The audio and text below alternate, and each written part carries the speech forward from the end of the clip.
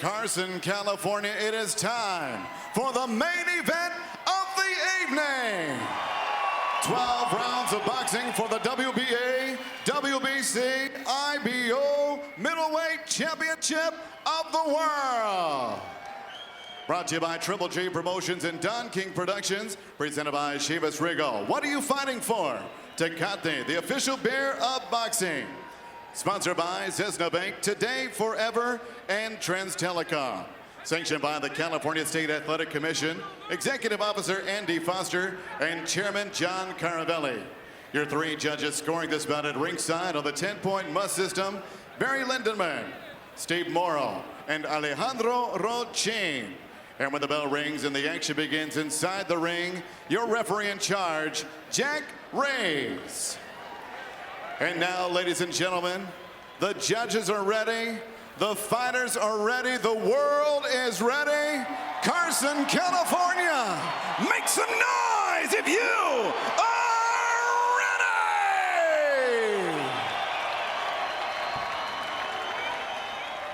ready! Introducing to you first, fighting out of the blue corner. Wearing tonight white trunks with multicolored trim, he weighed officially 159.5 pounds. In 40 professional bouts, his record, 36 victories, just 3 defeats, 1 draw, 21 big wins coming by way of knockout. Here's the 2-time light middleweight world title challenger from Glendale, California by way of Abovian, Armenia. Here is the Nightmare, Vanes Martirosyan.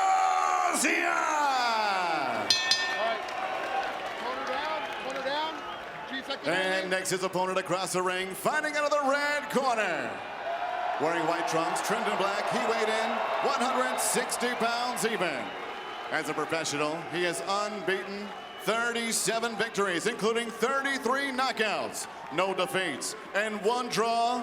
From Karaganda, Kazakhstan, ladies and gentlemen, here is the unbeaten, unified WBA Super, WBC, IBF, IBO Middleweight Champion of the World, Triple J, Gennady Golovkin.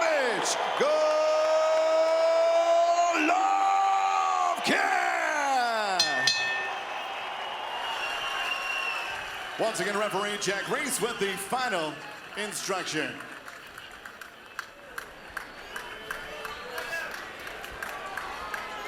Right here? Right here for now?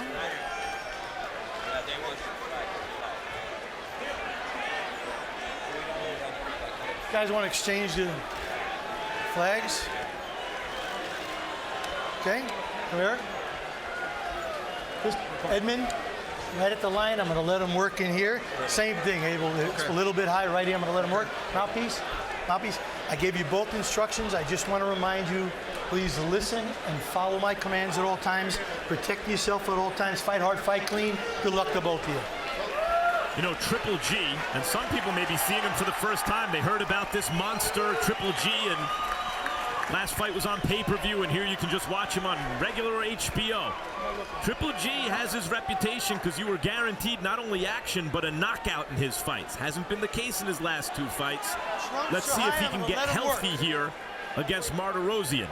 He generally, Triple G, provides indelible moments in his fights, whether it's Curtis Stevens exclaiming like he couldn't believe the power on the ground from a left hook, or Matthew Macklin writhing on the canvas from a body shot.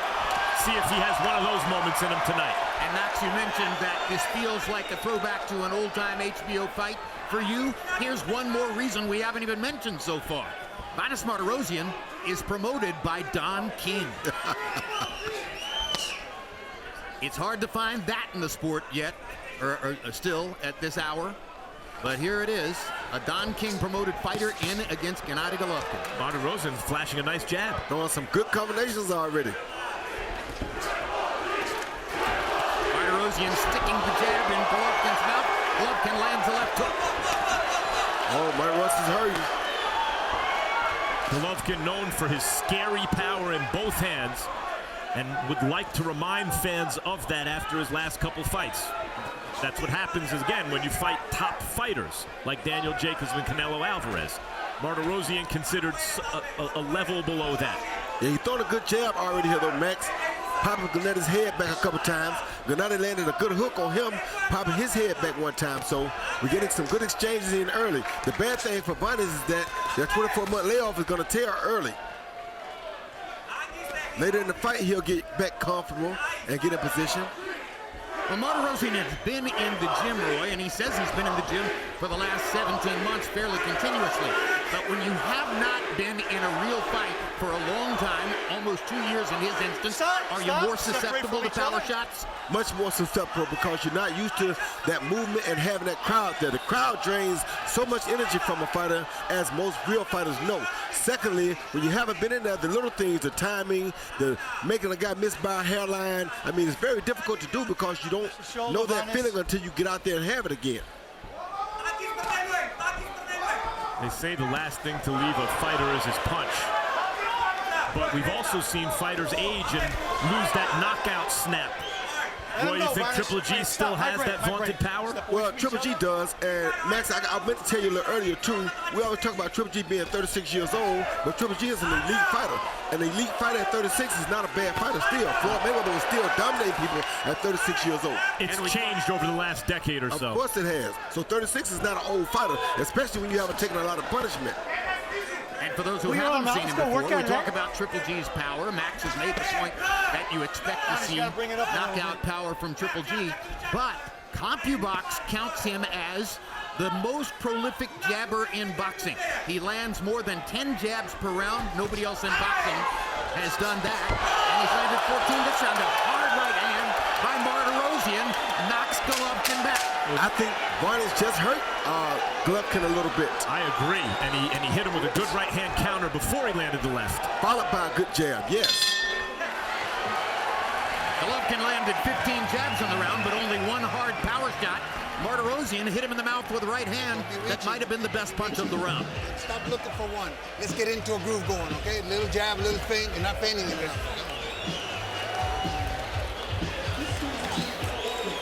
You're a little tight. Okay? You're a little tight. Loosen up. Just relax. Huh? Where's the grease? You know what you're gonna do? You're gonna start moving with that head, being more comfortable, being smart, though, tight on your defense, okay, D? Everything's working. Do what you're doing. You're doing everything good, but he's gonna start jabbing more because he's missing his right hand. You're being smart, very good. Move a little bit. Here you see Vanes come in with a jab, a right hand, and Triple G thought it was over. Then all of a sudden, bing, there goes another jab, and that's what knocked him off balance because it's the punches that you're not ready for. Look at Triple G's eyes. He said, oh, snap, this guy can punch.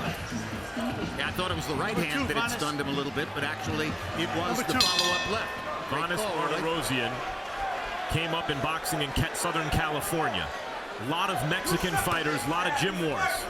And he thinks he's uniquely prepared for Golovkin's Mexican style, but those are some monster uppercut by Golovkin, and Martirosyan grabs and holds on. That hurt him really bad, though, Jim. That uppercut hurt really bad. That was a good shot. He held on to Golovkin long enough to avoid being called for a knockdown, even though his knee hit the canvas. That grease ruled it a throw by Golovkin. And Jim, he's kind of too slow right now to get out of the way of Triple G's big punches. So if Triple G turns it up right now, he can get him out before Vanes gets ready. And he better do that because Vanes is throwing some really big shots, but the ring rust is still really affecting him right now. Vanes is not reacting like a scared fighter. He's reacting like a fighter who's seen this all before. And that's not good, Max. Well, because Triple G still has that concussive power. That's what I'm saying. That's not good because you need to be a fighter that acts like you don't want no part of this in the early rounds while he's powerful until you get used to seeing the timing of his punches. Then you can act like it doesn't really matter. Right now, it does matter because if he catches you crisp, it's going to be a problem. You heard Abel Sanchez telling Golovkin between rounds, you're a little tight. And it does look that way. As though Golovkin's got a lot of weight on his shoulders. A lot of pressure to deal with. A lot of outside the ring stuff. And he gets hit with a right hand again by Martirosyan. Oh, hard left hook by Golovkin. Right hand by Golovkin. Another left. Hard left hook. Down goes Martirosyan. And he collapses onto his face. As Reese picks up the count. 7, 8, 9, 10. We're done. Second round knockout for Golovkin. And I would have got disqualified for that. Roy is not wrong about that. I would have got disqualified. I don't think Triple G should be disqualified for that, but that was exactly like the punch that you got disqualified for. Triple G, in his desire to score the knockout, was, if anything, overzealous with a fighter on his knees in front of him and landed a shot when Martirosyan was technically already down. And that may have been the finishing shot. Pretty close. I'll have to look at the replay to see whether Martirosyan actually was on the canvas or was in the process of going down. I wouldn't DQ a fighter for that, nor should you have been DQ'd. I agree. But technically, I believe he hit him when he was down. We'll see. Either way, he's got a new knockout streak. 1. Here's another look. Once again, that uppercut that caused the problems early, hit him right on the chin with a beautiful uppercut. Doesn't get any better than that, Jim.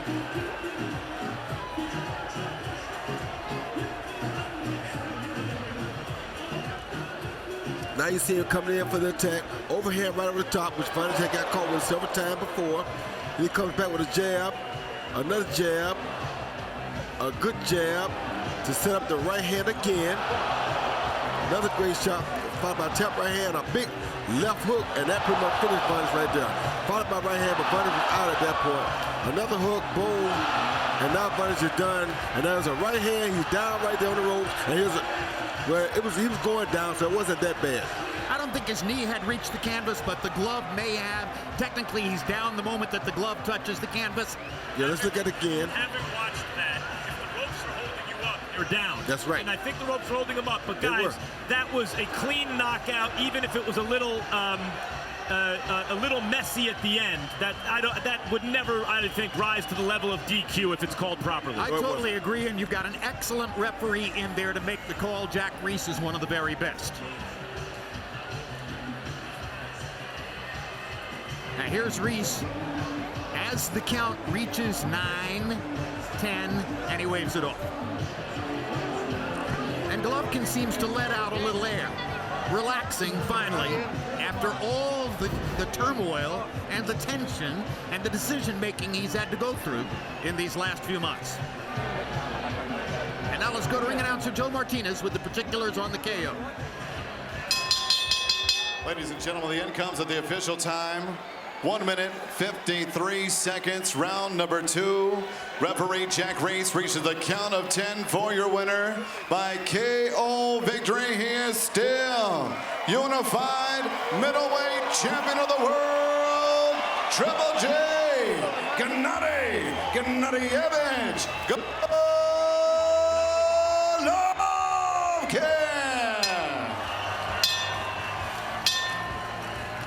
First round wasn't his best. Second round was a wipeout. Ultimately, the result is what most ringside observers expected. An early to middle rounds knockout for Golovkin. Final CompuBox numbers, Golovkin closed the show, landing 11 of 15 power shots. Roy Jones with his brilliant analysis of the power barrage that ultimately put Martirosyan away. He doubles Martirosyan in landed punches. He throws 11 more. He lands at a 43% overall connect rate. He reinforced his reputation as the #1 jabber in the sport as he lands 16 out of 30 power shots, 53%. You know what we've told you over the years about a fighter who lands more than 50% of his power shots. He lands 20 jabs in less than 2 complete rounds. Again, he's the only fighter counted by CompuBox in boxing who lands more than 10 jabs per round. And all of that is part of what makes him very, very difficult to beat. 38-0-1 with 34 knockouts. He stands by now with Max Kellerman. Congratulations, Gennady. How does it feel to get a knockout under your belt? It's been a minute. I feel great. I come back. Gennady, Vanes came over to me a moment ago and said, that is the hardest puncher I've ever faced. Do you feel like you had your power back tonight? Why weren't you able to do this in your last 2 fights? Excuse me, give me a chance. Just I want to first of all, thanks. Thank you very much. Thank you very much, my friends from Kazakhstan, my family, and of course, my all fans of the world. Thank you very much. It's huge support.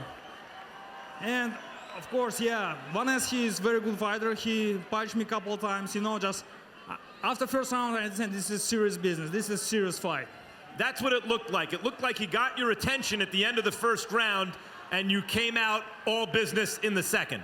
Absolutely. This is my second round is all business. First round, just I'm looking just his strategy because I know his team, very good team.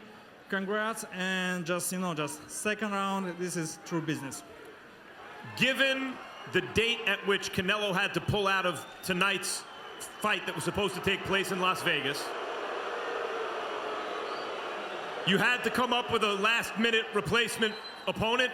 Vanes has a name, he's a good fighter, he's a known fighter, he has a pleasing style, so it's understandable that he's a replacement opponent.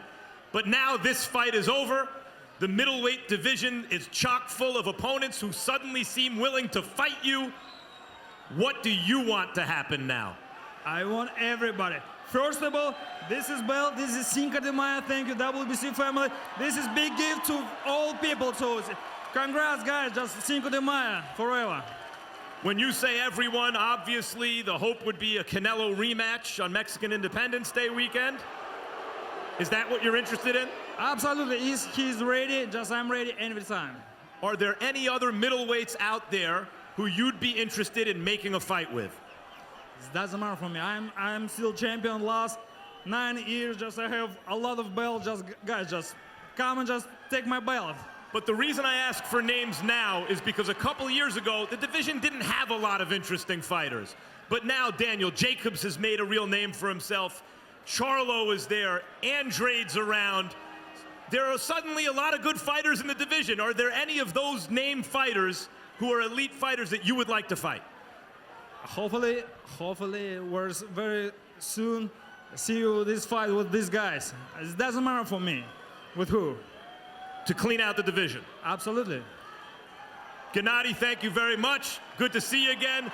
Hope to see you in several months in the ring with Canelo. Thank you very much.